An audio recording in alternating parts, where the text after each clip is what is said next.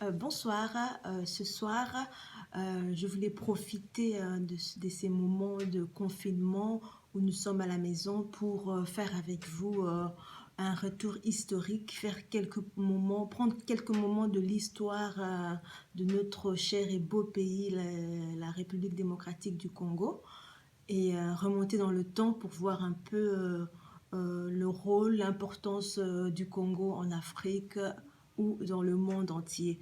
Et pour commencer cette première série de vidéos, je vous propose de voir ensemble quelle fut l'importance du Congo Zaïre, du Congo belge, lors des deux premières guerres mondiales, les guerres 1914 et 1940.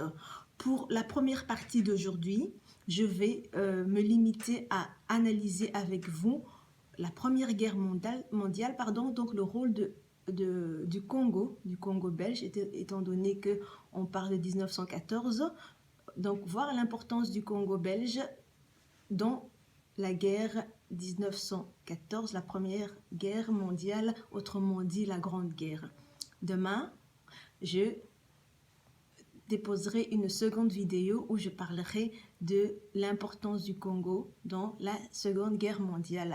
Évidemment, l'importance du Congo dans la Seconde Guerre mondiale était beaucoup plus significative par rapport à la première. Donc voilà, c'est juste à titre de comparaison, mais aujourd'hui, on va quand même commencer par le commencement pour être cohérent. Donc l'importance du Congo en 1908, l'État belge annexe le Congo suite à la campagne internationale qui a eu lieu contre le régime de Léopold au Congo. Donc l'empire colonial du roi Léopold II fut accusé, en tout cas les agents de Léopold II furent accusés de commettre des actes de barbarie, de torture, d'atrocité sur les populations autochtones du Congo. Il y avait une campagne qui avait été lancée, notamment qui avait débuté en Grande-Bretagne et qui avait emporté tous les médias, toute l'opinion publique européenne, occidentale, jusqu'aux États-Unis qui se sont indignés face aux échos qu'ils avaient pu entendre face à la souffrance du peuple congolais sous les agents du roi Léopold II. Donc, suite aux pressions internationales, le roi Léopold II a dû céder son empire colonial à l'État belge pour ne pas complètement perdre la face ou perdre ce précieux territoire colonial qui est le Congo Zaïre. C'est ainsi que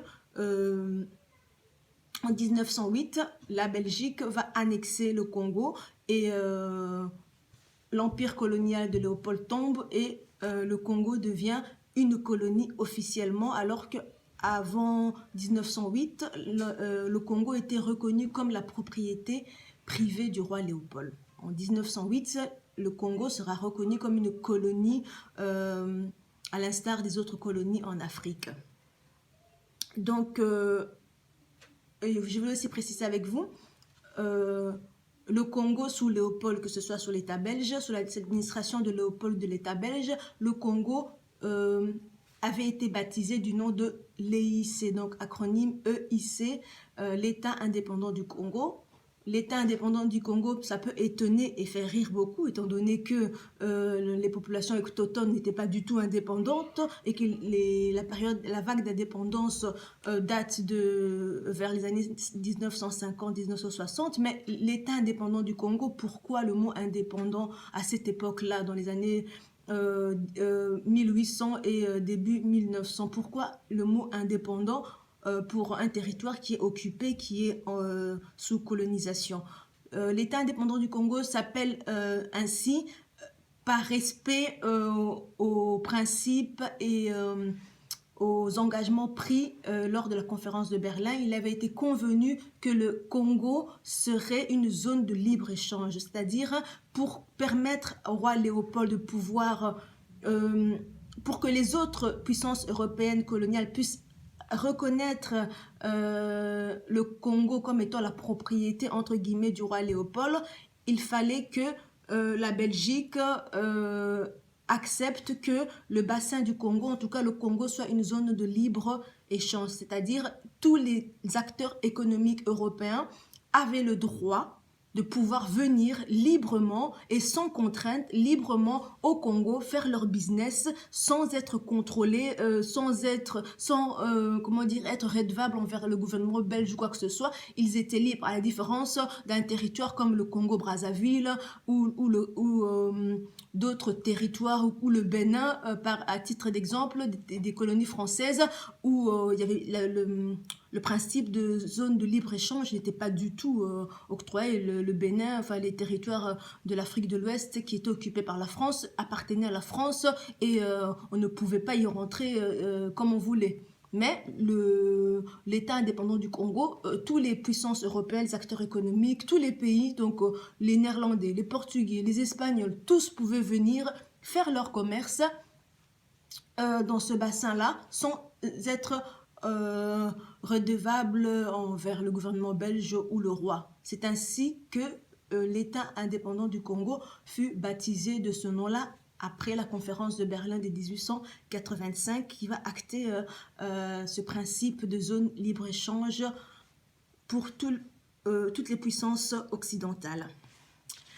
Ce qui nous amène à rentrer dans le vif du sujet qui nous concerne aujourd'hui, c'est la Première Guerre mondiale, la Grande Guerre, comme on dit, donc la guerre 1914, la guerre des Occidentaux, comme moi je l'appelle. Donc à cette époque-là, il faut rappeler que le Congo, donc le Congo belge, était sous le statut de neutralité. Donc le Congo était neutre, à l'instar du statut de neutralité de la Belgique, mais il faut préciser, il faut distinguer ces deux statuts. Le statut de neutralité du Congo ne découle en rien du statut de neutralité de la Belgique. En premier lieu, le statut de neutralité de la Belgique, c'est juste à titre informatif. Le statut de neutralité de la Belgique, lui, découle de la conférence de Londres lors de la naissance de la Belgique. À la conférence de Londres, la Belgique est née en 1830, mais à la conférence de Londres qui va en tout cas acter officiellement la naissance de la Belgique, à la conférence de Londres en 1831, le statut de neutralité de la Belgique va être acté par les garants qui ont fait naître la Belgique, c'est-à-dire la Grande-Bretagne, la Russie, l'Allemagne, tous ces garants-là qui ont accepté que la Belgique soit en Europe une zone tampon entre les puissances rivales en Europe, afin que la Belgique puisse faire office de barrage ou de frontière entre les différentes puissances. Donc en 1831, le statut de neutralité de la Belgique sera acté à la conférence de Londres de 1831. C'est aussi connu, cette conférence est aussi connue sous l'appellation de traité des 18 articles. Et en 1839, ce traité de 18 articles va être modifié en traité des 24 articles. Vous pouvez retrouver toutes les informations prochainement sur mon compte ici, où je parlerai un peu plus en détail. S'il y a des intéressés qui se manifestent, je parlerai un peu plus en détail sur la Belgique. Mais sinon, ici, on va se concentrer sur le Congo. Comment le statut de neutralité du Congo est né? Le statut de neutralité du Congo, lui, il découle en fait de l'acte de Berlin, de la conférence de Berlin de 1885, qui parfois est connu sous l'appellation du partage de l'Afrique, mais c'est pas vraiment le partage de l'Afrique parce que ça concernait principalement l'Afrique centrale, le bassin du Congo essentiellement, et c'était plutôt une conférence pour mettre en ordre des principes et des actes économiques et commerciaux entre les puissances européennes. Donc le statut de neutralité de notre Congo sous Léopold II, lui, il découle de l'acte général de Berlin dans l'article 10 qui notifie que le Congo doit rester neutre. Donc quand la guerre éclate en 1814, le gouvernement belge est obligé d'aller en exil et de suivre les affaires de la Belgique, mais la Belgique est occupée en 1814 par l'Allemagne. En août 1814, la Belgique est occupée. L'Allemagne a violé le statut de neutralité de la Belgique en traversant la frontière, et la Belgique est rapidement occupée. Et donc le gouvernement va en exil et est obligé de suivre les affaires de la Belgique et surtout du Congo à distance. Et très rapidement, sur le chéquier international, l'enjeu crucial devient pour tous les acteurs mondiaux, les acteurs occidentaux, l'enjeu crucial devient le Congo. Et surtout pour la Belgique veut absolument éviter que l'Allemagne gagne, ou éviter qu'il y ait comment dire, un statu quo, c'est-à-dire qu'une paix négociée découle, enfin, soit l'issue de la guerre de 1914, et que les alliés face à l'Allemagne négocient une paix et que l'Allemagne exige en contrepartie le Congo comme rançon, comme monnaie d'échange. Et donc, le gouvernement belge, à ce moment-là, craint absolument que le Congo soit réclamé par l'Allemagne au cas où il y aurait match nul ou statu quo, ou qu'une paix soit négociée entre les Alliés et l'Allemagne de Guillaume II. Et pour protéger sa précieuse colonie, le gouvernement belge va invoquer rapidement, au mois d'août toujours, l'article 11 de la conférence de Berlin. Cet article 11 notifie, en tout cas, exige de tous les signataires de l'acte de Berlin de protéger l'intégrité territoriale de tous les possédants, de tous comment dire, les occupants, tous ceux qui avaient leur colonie. Chacun était garant, un peu comme la charte des Nations Unies en fait. En tout cas, chacun est garant des territoires que possède l'autre. Ainsi, le gouvernement belge va invoquer l'article 11 de l'acte général de Berlin pour demander à la France et à la Grande-Bretagne de venir s'allier à la Belgique au Congo pour protéger toutes les colonies, l'ensemble des colonies du bassin du Congo, que ce soit les colonies appartenant à la Grande-Bretagne ou à la France. Évidemment, le principal enjeu pour la Belgique, c'était le Congo. La Belgique demandait à la France et la Grande-Bretagne de s'allier afin d'être plus fort pour protéger leurs colonies, parce que c'était vraiment, ça allait être catastrophique pour la Belgique si elle venait à perdre le Congo. Donc, le 15 août et le 22 août, les premiers événements sur la rive du lac Tanganyika et Mokolubu, et l'attaque du port de Lukuga par les forces allemandes marquent le début de la Première Guerre mondiale au Congo.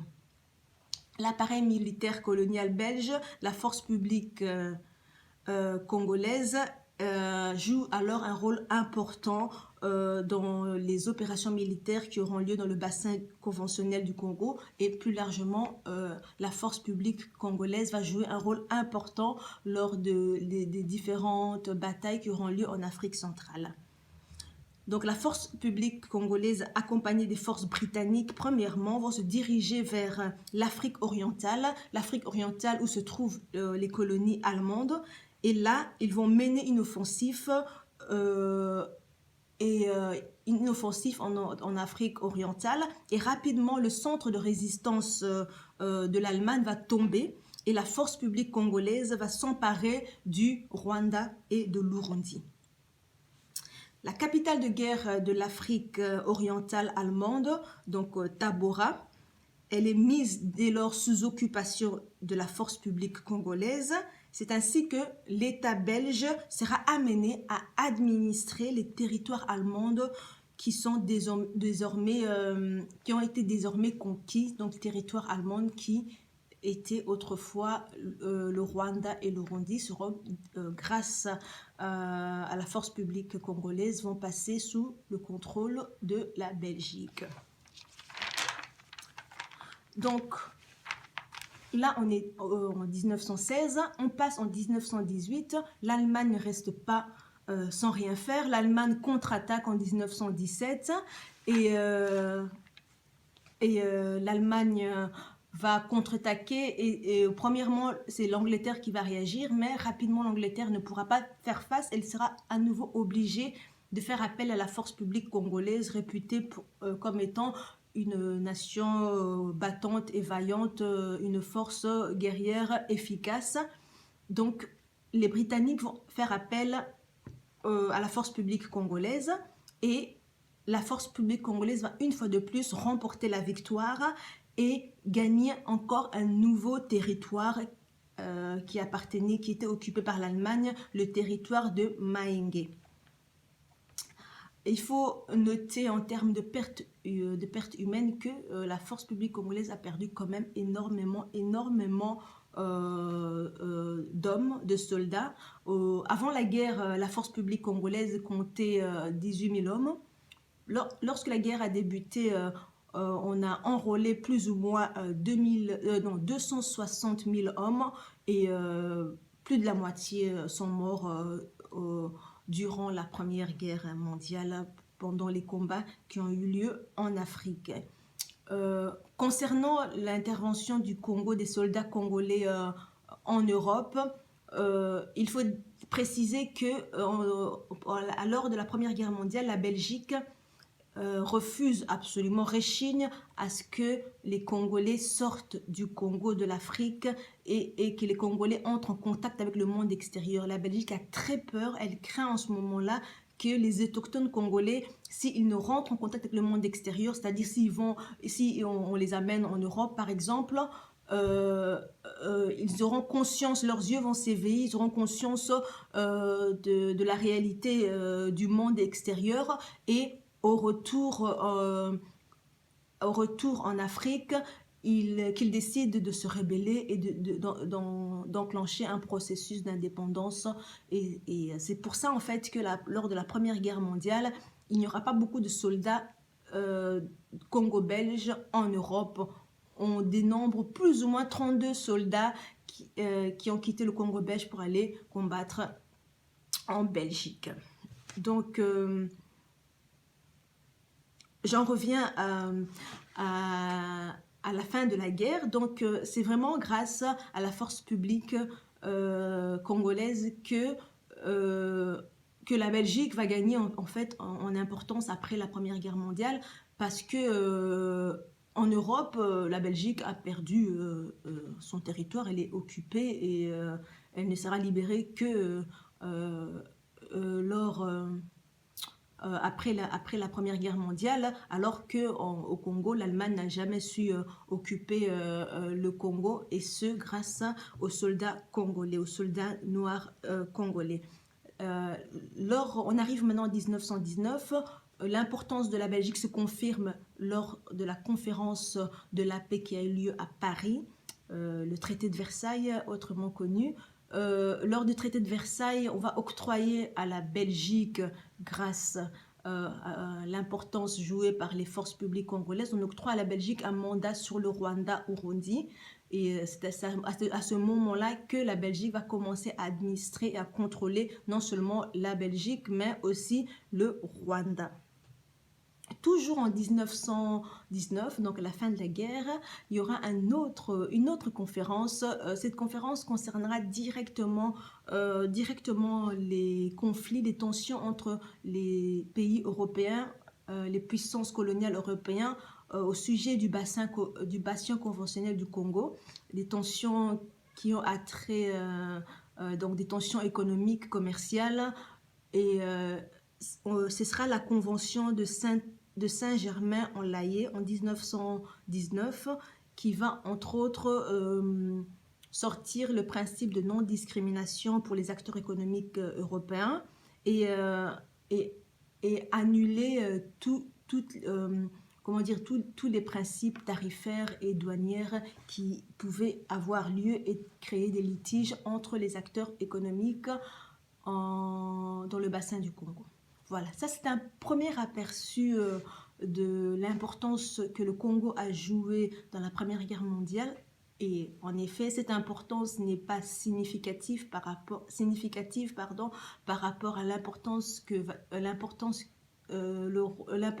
le Congo va jouer lors de la Deuxième Guerre mondiale, qui sera vraiment significative et qui va marquer un tournant comment dire, un tournant sur la scène internationale et une reconfiguration des puissances mondiales grâce au rôle que le Congo va jouer avec la Deuxième Guerre mondiale. Mais ça, je vous propose de suivre cette vidéo à la prochaine partie. Ceci était juste la première partie de cette série de vidéos que je me suis dit de commencer pour analyser avec vous l'histoire du Congo, le Congo en général, l'importance du Congo, l'importance des ressources du Congo, de la position du Congo dans le monde. Enfin, plusieurs thématiques seront exploitées et analysées dans mes différentes vidéos. Vous pouvez évidemment réagir, commenter, donner vos conseils, donner vos inputs et sur base de ça, je pourrai aussi m'en inspirer pour nourrir mes prochaines analyses et réflexions. Je vous remercie d'avoir suivi jusqu'à la fin et à très bientôt.